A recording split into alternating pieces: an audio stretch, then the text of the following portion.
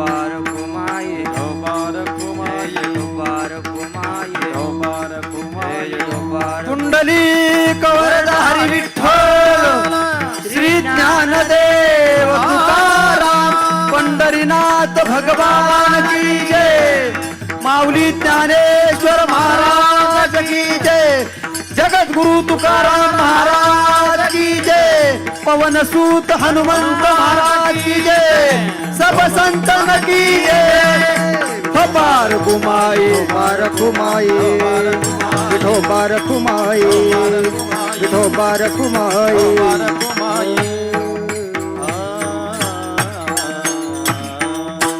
वा चिंतिता जयासी भुक्ती मुक्ती कामारी दासी. त्या भगवंताचं नामस्मरण केलं महाराज, चिंतन जरी केलं ना अंतकरणात तरी पण भुक्ती मुक्ती आपली दासी होऊन काम करतात. आता काही महाराज लोकांना असं प्रत्येक असे काही ना काही प्रश्न विचारत राहतात. आता काही ना म्हणलं महाराज तुम्ही सांगितलं पहिल्या चरणामध्ये त्या भगवंताची गर्जना करायची, उंच स्वरामध्ये उंच आवाजामध्ये त्या भगवंताला आवाज द्यायचा, उंच स्वरामध्ये नामस्मरण करायचं. मग आम्हाला स्वर नाही, मग आम्ही कसं काय त्या भगवंताचं नामस्मरण करायचं. पण महाराज म्हणले तुम्हाला जरी स्वर नसला ना, तुम्हाला येईल तसं रामकृष्ण हरी म्हणले तरी पण जमल. येईल तैसा बोल रामकृष्ण यावीन वा भुकेला विठ्ठल नाही तयावीन, भुकेला विठ्ठल हे येईल तैसा बोल रामकृष्ण, रामकृष्ण येईल तैसा बोल रामकृष्ण नाही तयावीन, वीण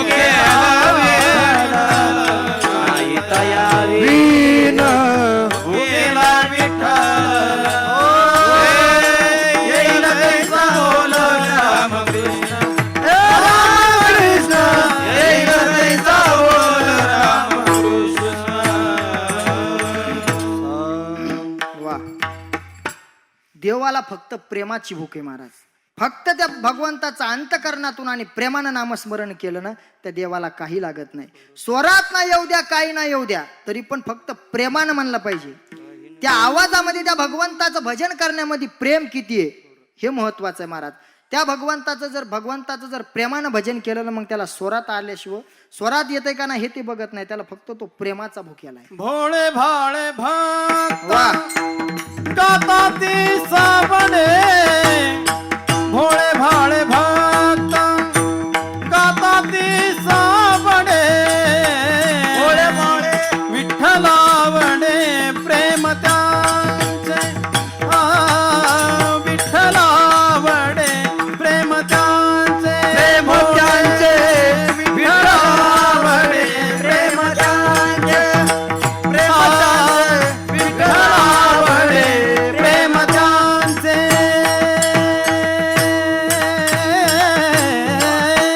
त्या माझ्या पांडुरंग परमात्म्याला महाराज भोळेच भक्त आवडतात.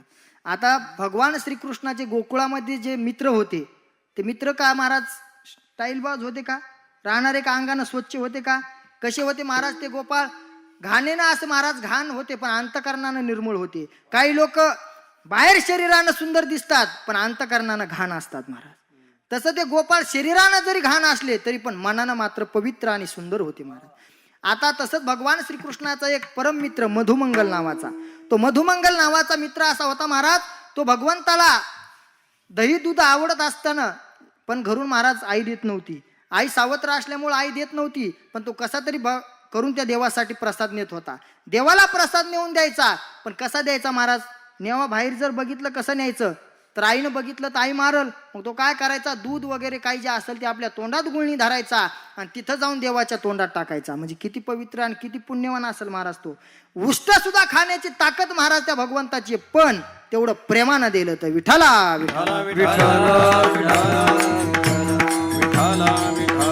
त्या भगवंताविषयी जर प्रेम असेल ना अंतकरणामध्ये तर एक ना एक दिवस तो भगवंत भेटणार म्हणजे भेटणार महाराज, 100% गॅरंटी आहे. आता आपले एवढे मंदिर बंद आहेत, इतकी दिवस झालं मंदिर बंद होते, आता उघडले. पण महाराज अजून पण 2-3 दिवस बंद होण्याची शक्यता आहे. पण एक सांगू का, मथुरेमध्ये एक दाशी होती बघा, सुकिया माळीन म्हणून. सुकिया माळीन ती रोज फुलं विकायची, फळं विकायची, पण तिला भगवंताला बघण्याची दर्शनाची खूप आवड होती. आवड असल्यामुळे तिने एक वेळेस विदुरजीला विचारलं, विदुर काकाला विचारलं, म्हणले विदुर काका काय केल्याच्या नंतर तो भगवंत मला भेटलो, काय केल्याच्या नंतर तो देवदर्शन देईल. असं म्हणल्याच्या नंतर विदुर काकांना सांगितलं, म्हणले हे बघ सुख्या माळीन, जोपर्यंत तुला देवाला भेटायचंय ना, तो काय देव सहजासहजी भेटू शकत नाही तुला. त्याच्यासाठी थोडंसं कष्ट घ्यावं लागतील. रोज तू ह्या राजवाड्याच्या, रोज ह्या नंदबाबाच्या वाड्यापासून चक्रा घ्यायला जात जा, आणि रोज या वाड्यापाशी आलं की जोर जोरात म्हणत जा, फळं घ्या, फळं घ्या. एक दिवस तरी तो देव लुटू लुटू पावलानं महाराज तुझ्याकडे येईल आणि येऊन तुझे फळं घेईल. एक तरी दिवस असा येईल.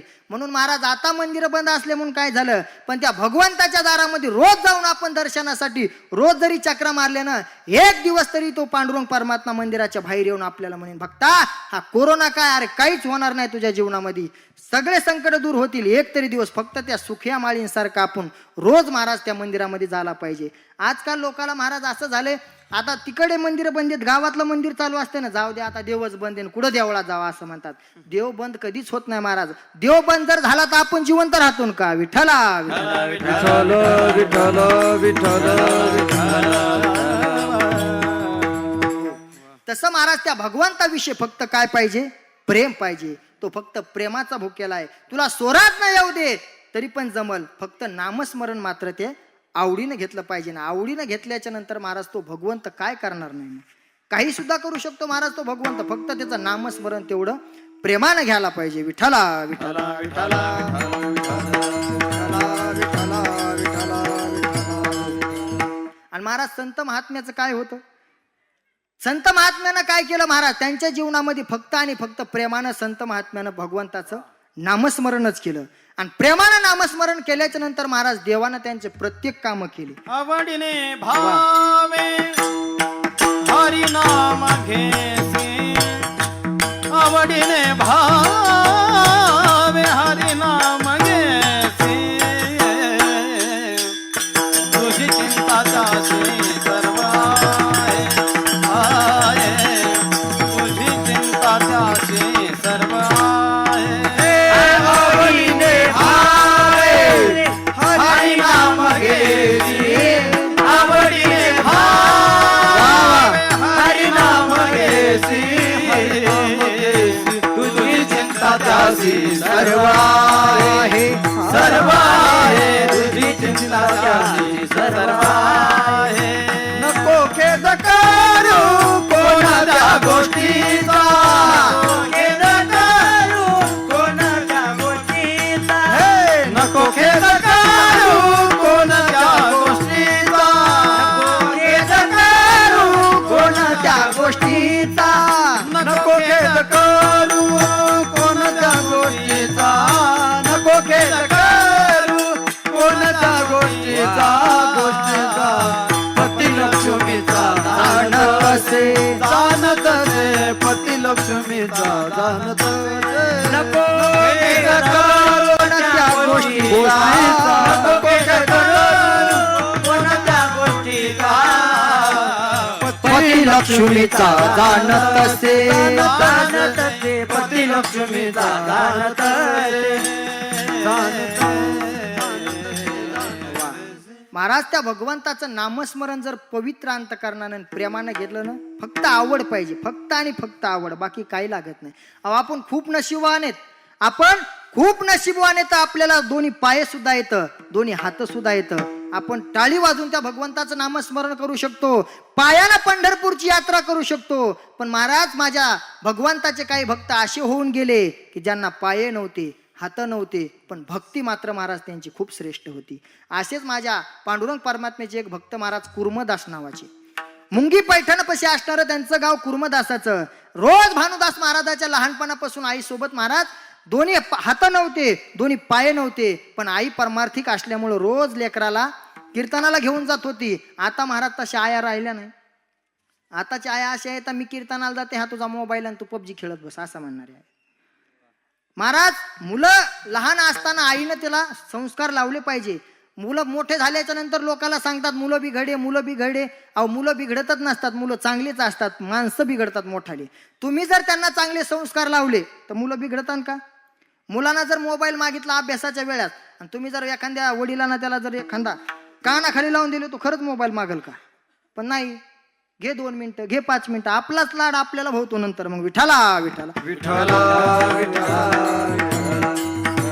तसं रोज महाराज ती आई कुर्मदासाला घेऊन भानुदास महाराजाच्या कीर्तनाला जायची. रोज कीर्तनाला जात असताना भानुदास महाराजाचं वय वाढलं, महाराज मोठे झाले. आणि भानुदास महाराज मोठे झाल्याच्या नंतर आईनं सांगितलं, म्हणले कुर्मदासा तुला आता मी कीर्तनाला नेऊ शकत नाही रे, मी थकले, आता तुला कुठपर्यंत मी नेऊ कडाला, मी थकले म्हणले, आता मी नेऊ शकत नाही. त्यावेळेस कुर्मदासांना सांगितलं, म्हणले आई आता इथून पुढे तुला कधीच म्हणणार नाही, फक्त आजच्या दिवशी कीर्तनाला ने, आजच्या दिवशी मला कीर्तनाला ने. आणि तसं म्हणल्याच्या नंतर महाराज कुर्मदासाला आईनं कीर्तनाला आणलं. आणि कुर्मदासजीला कीर्तनाला आणल्याच्या नंतर महाराज भानुदास महाराजांना कीर्तनात सांगितलं, उद्या आपल्याला आषाढी वारीसाठी त्या भगवंताच्या पंढरपूरला जायचंय आणि पंढरपूरला वारी निघायची, पंढरपूरला जायचंय, सर्वांना आवरून घ्या. असं सांगितल्याच्या नंतर कुर्मदासाच्या डोळ्यात पाणी आलं. आणि कुर्मदास सांगू लागले, म्हणले भगवंता मला जर पाय असले असते ना तर मी पण तुझी वारी केली असती रे, पण मला पाय नाही. असं म्हणल्याच्या नंतर महाराज भानुदास महाराजाला विचारलं.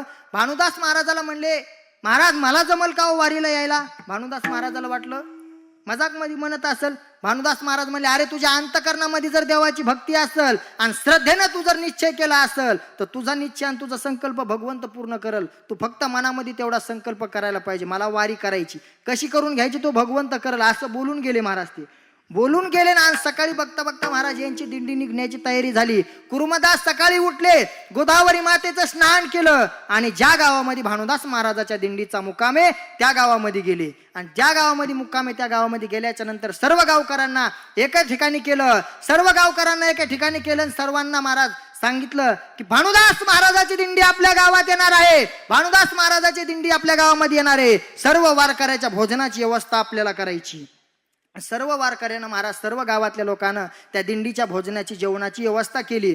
असं महाराज भानुदास महाराजाची दिंडी आली, कीर्तन झालं, सर्वांनी भोजन केलं आणि असं आरामासाठी बसले. तर लगेच ज्या गावात दुसऱ्या दिवशी मुक्काम आहे त्या गावामध्ये कुर्मदास गेले. महाराज कुर्मदास समोर जात होते, कुर्मदासाला पायही नव्हते आणि हातही नव्हते, ही गोष्ट लक्षात धरा. कुर्मदास महाराज पुढे गेले, महाराज तिथंही अशीच व्यवस्था केली.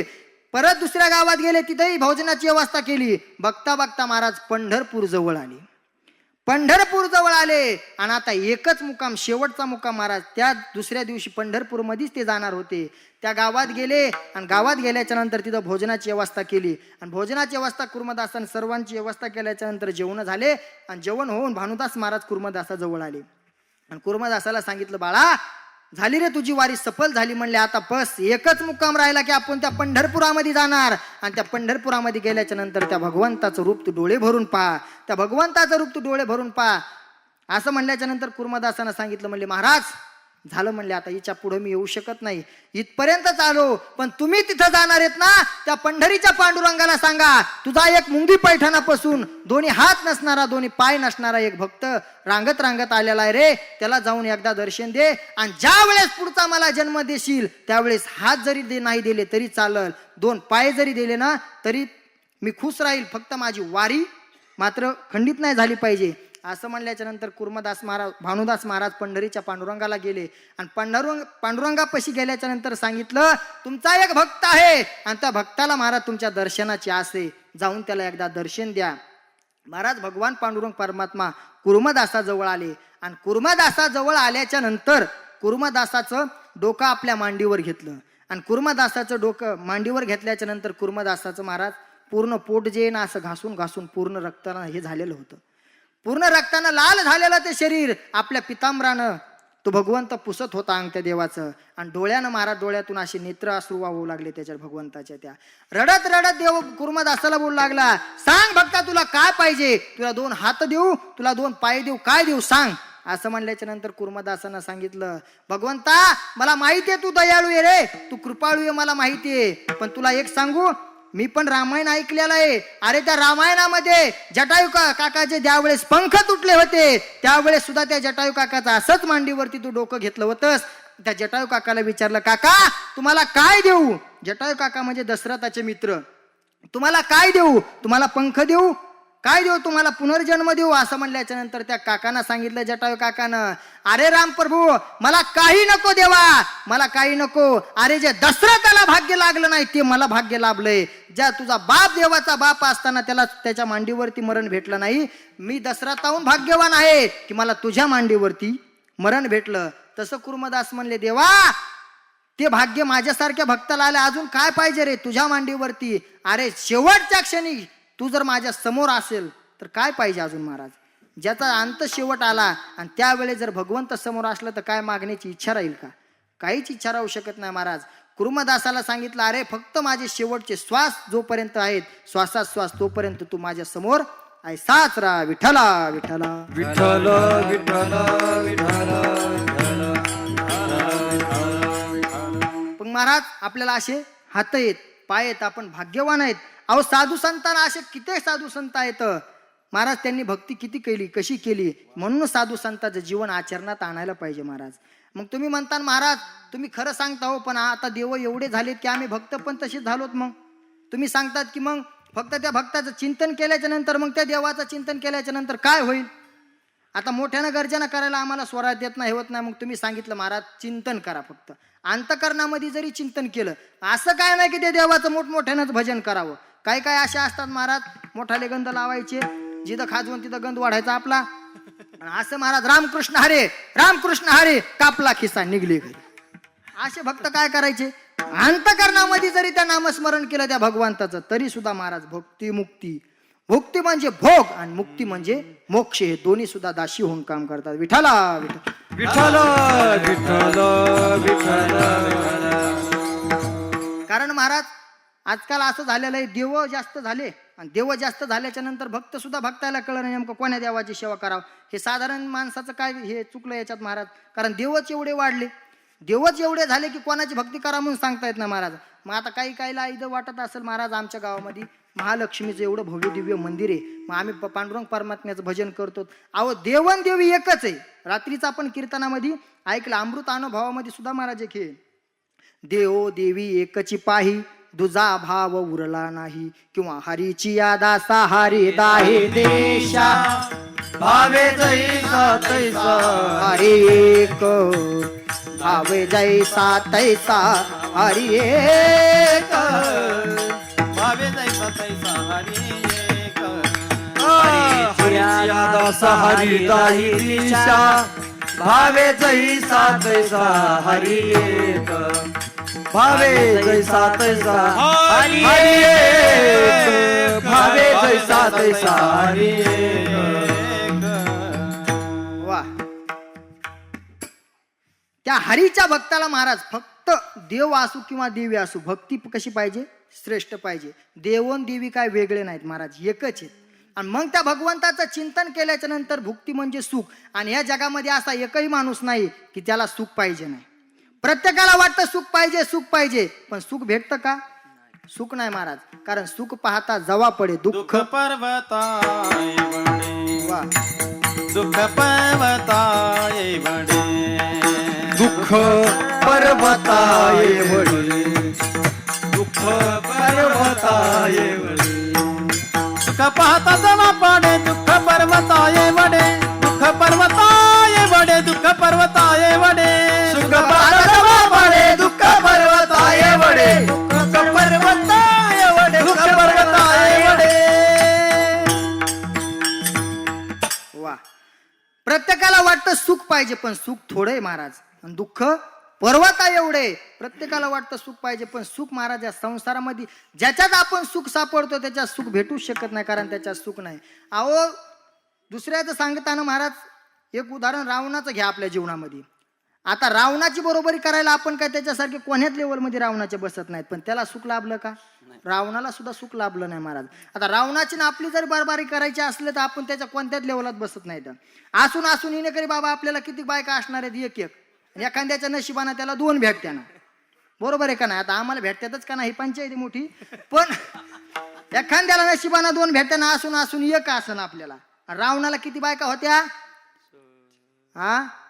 80,000 रावणाला बायका होत्या महाराज. त्या बी देखण्या होत्या, बांग्या नव्हत्या. एक डोळा ह्याकनान पाहती, एक डोळा ह्याकनान किधर बी देखना ती.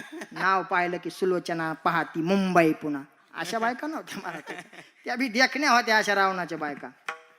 आपल्याकडे असणारी एक बहीण, लय तर लय दोन बहिणा. रावणाला सुद्धा दोन बहिणी होत्या महाराज. रावणाच्या एका बहिणीनं जर आंघोळ केली, नाहू केल्याच्या नंतर महाराज तिच्या कपाळाला लावायला 2.5 क्विंटल कुकू लागत होतं. किती क्विंटल? 2.5 क्विंटल कुकू. कुकू टिकलीवर बोलणं सोडून दिलं आम्ही महाराजांनी. महाराजाच्याच ऐकत नाही, तुम्हाला सांगून काय करायचं. टिकलीवर बोलून सोडून दिलं आम्ही. तसं रावणाच्या बहिणीला 2.5 क्विंटल कुखू लागत होतं महाराज. एवढी मोठी रावणाची बहीण. आपली आहे का तेवढी मोठी? आपली बहीण तर अशी आहे, वारा आलं तर उडून जाची. वारा आलं ती म्हण दादा कसं मला झाडाला धरा असं जाशी. अशी आपली बहीण.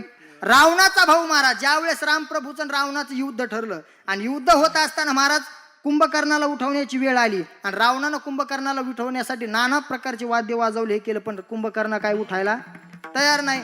त्यावेळेस महाराज रावणानं कुंभकर्णाला उठवण्यासाठी त्याच्या अंगावरती हत्ती सोडली आणि हत्ती सोडल्याच्या नंतर त्या कुंभकर्णाच्या बेंबीत 3 हत्ती पडली. बेंबीच्या खड्ड्यात 3 हत्ती पडली. एवढा मोठा कुंभकर्णाचा भाऊ, आपला रावणाचा भाऊ. मग आपला भाऊ तेवढा मोठा आहे का? आपला भाऊ तेवढा मोठा नाही. मग रावण एवढा मोठा असताना महाराज रावणाचं घराचं जर श्रीमंती जर बघितली तर सोन्याचे काश्याचे असे त्याच्या घरी घरं होते महाराज. पण त्याच्यासोबत सुद्धा कवडी गेली नाही. तो सुद्धा सुखी ठरला नाही. आपल्याकडे तेवढं सोनं आहे का? तुका म्हणे जाते संपदा एवढी, सांगा ते कवडी गेली नाही, सांगा ते कवडी गेली नाही. तुका म्हणे जाती संपदा एवढी, सांगा ते कवडी गेली नाही, सांगा ते कवडी गेली नाही. रावणा एवढी तर श्रीमंती आपल्याकडे बी नाही महाराज. एवढं सोन्याचं आणि एवढं काश्याचं. आता आपल्याकडे काश्या टाळा सुद्धा काश्याला भेटणत महाराज. काश्याचा टाळ सुद्धा आपल्याकडे भेटना झाला आहे. रावणाकडे महाराज किती होतं. मग रावणाची आपण बराबरी कोण्याच लेवलमध्ये रावणाचे बसत नाहीत. तरी पण त्याला सुख लाभलं का? त्याला सुख लाभलं नाही महाराज. रावणाला सुद्धा. मग आपण कुठं जाणार तिथं? रावणाची बराबरी आपण कोण्याच याच्यामध्ये करू शकत नाही. विठ्ठला विठ्ठला विठ्ठल विठ्ठला विठ्ठला विठ्ठला. मग तसं महाराज सुख पाहिजे ना, सुख फक्त त्या भगवंतापाशी आहे. पण त्याच्यासाठी काय करावं लागेल? एक देव करावं लागेल. एक. कारण देव एवढे झाले महाराज. 4 जण मित्र होते. 4 जण मित्र होते. एक ब्राह्मण समाजाचा होता, एक ब्राह्मण होता, एक आपला शेतकरी होता, एक आपला मुस्लिम बांधव होता आणि एक शेठजी होते. असे 4 जण मित्र महाराज. आता म्हणले कोरोनाच्या काळामध्ये काय काम नाही काय नाही, तीर्थयात्रा करू. आणि तीर्थयात्रा करू म्हणल्याच्या नंतर तीर्थयात्राला गेले महाराज. रोज अर्धा किलो तांदूळ ते शिजून खायचे, भात अर्धा किलोचा. पण शेतकरी बिचारा, शेतकऱ्यांना काम केलं महाराज. अर्धा किलो तांदूळ आणि चौघाला काय होणार आहे का? 2-2, 3-3 भाकरी खाणार आहे एका टायमाला शेतकरी. एका टायमाला एवढ्या भाकरी खाणार. ते म्हणलं आपलं काय एवढ्या भागणार नाही. त्याला विचारलं बरं हे आपली यात्रा किती दिवस चालणार आहे? त्याने सांगितलं अजून 2-4 दिवस चलन. 2-4 दिवस नाही, खरं सांगा म्हणले. ते म्हणले अजून 2-3 महिने चलन. म्हणले मग आपण काय राहू शकत नाही 3 महिने. 4 जणांना अर्धा किलो भात खायचा म्हणले हे कुठं जमणार आहे का? आपण खाऊ शकत नाहीत आणि आपण राहू शकत नाहीत. म्हणले आपण चाललोत घरी. ते म्हणले घरी जाऊ नको बापा, दुसऱ्या दिवशी आपण 1 किलो तांदूळ घेऊन मग खाऊ. असं म्हणल्याच्या नंतर पण म्हणले एक आट आहे, ज्याच्या स्वप्नामध्ये देव येईल, ज्याच्या स्वप्नामध्ये देव येईल त्यानं जास्त भात खायचा. असं ठरलं. असं ठरल्याच्या नंतर महाराज मग काय सगळ्या जणांना भात शिजायला टाकला आणि झोपी गेले. पण शेतकऱ्याला बिचाऱ्याला भुकेनं झोप लागली नाही. तो उठला. एकट्यानं महाराज 1 किलोचा भात पार केला. एकट्यानं शेतकऱ्यानं पूर्ण भात खाल्ला. आणि भात खाल्ल्याच्या नंतर मग ते आले 3 जण उठले आणि म्हणले उठा उठा, कोणता देव आलता स्वप्नात? ते मला आधी तुमच्या सांगा. ब्राह्मण बंधूला विचारलं. म्हणजे तुमच्या स्वप्नात कोणता देव आला?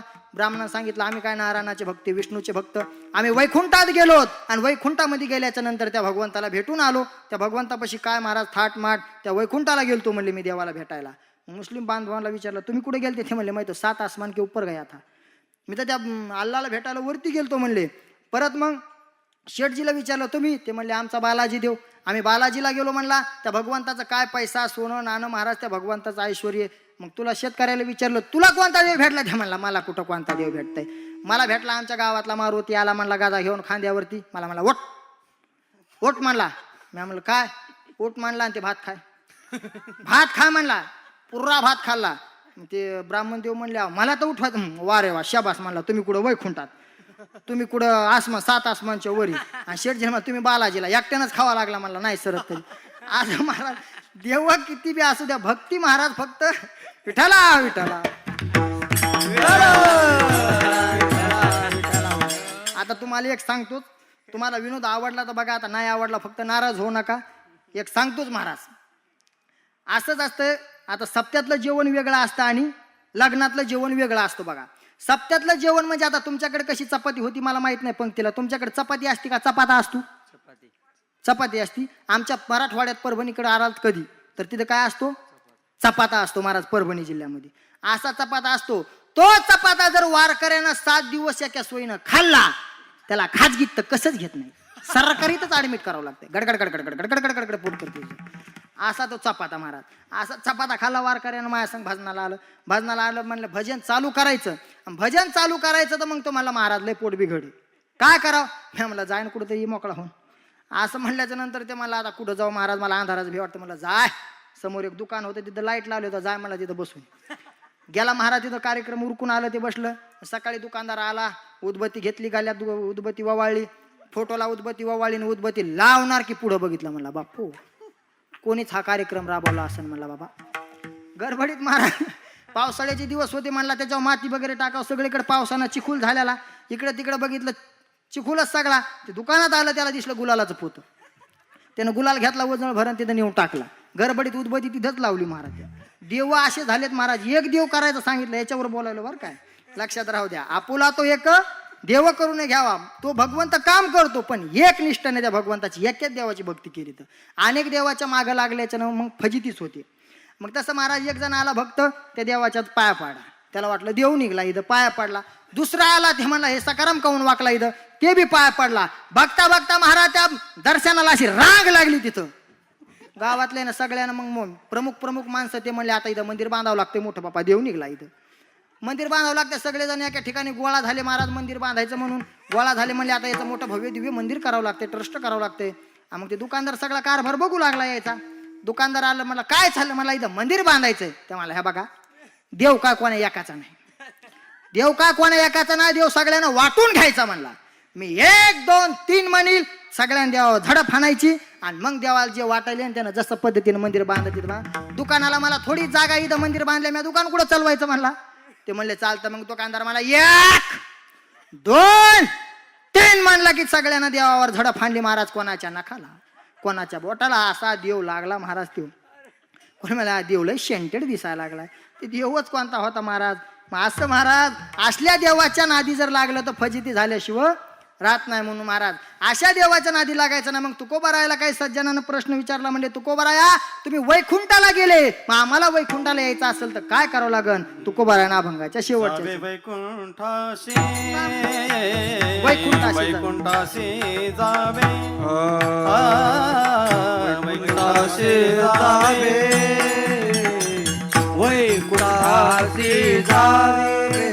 तुका म्हणे ज्याच्या नावे, तुका म्हणे ज्याच्या नावे, तुहा पंढरीचा राणा,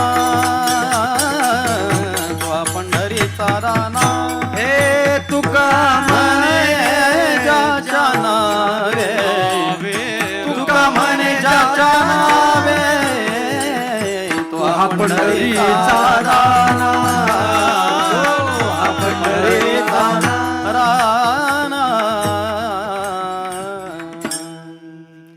ज्याचे गरज तापवाडे, कळी काळ पाया पडे, तो हा पंढरीचा राणा.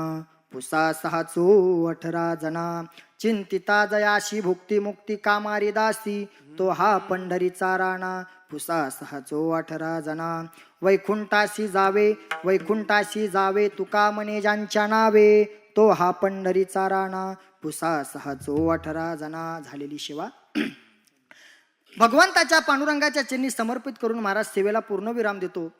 बोलण्याच्या ओघातून जर कोणाचं मन दुखवलं असेल तर कृपया आपलाच मुलगा म्हणून माफ करा. कोणाला जर 3 मुलं असतील तर मला 4था समजा, कोणाला जर 2 असतील तर मला 3रा समजा, कोणाला जर 1 असेल तर मला 2रा समजा, कोणाला नसेल तर दत्तक घ्यान रान नावचं करून द्या. चांगलंय. मग अजून काय सांगू महाराजाच्या पलीकडे. आता कोणाचं जर बोलण्याच्या ओघातून विनोदाच्या माध्यमातून कोणाचं जर मन दुखवलं असेल तर सर्वांच्या चरणी नतमस्तक होतो, सर्वांना माफी मागतो महाराज. जितनी कृपा की आपने उतनी तो मेरी औकात नहीं, जितनी कृपा की आपने उतनी तो मेरी औकात नहीं, ये तो कृपा है मेरे स्वामी मनीषानंद पुरुजी महाराज की, वरना ऐसी कोई मुझ में बात नहीं. ज्ञानेश्वर माऊली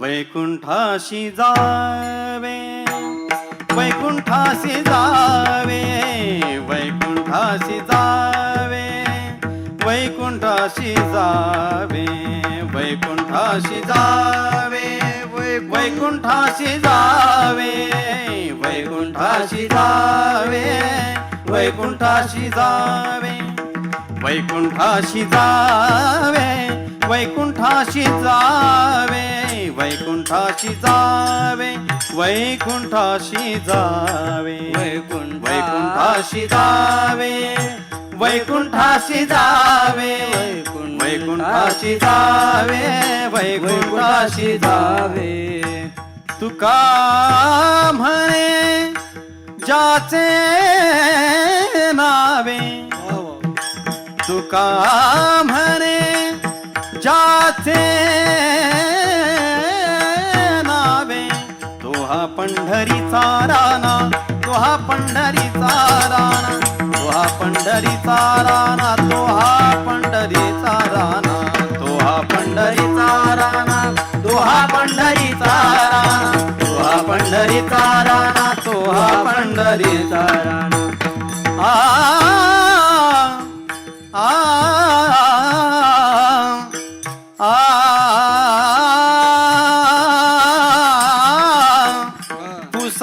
सहा 18 जना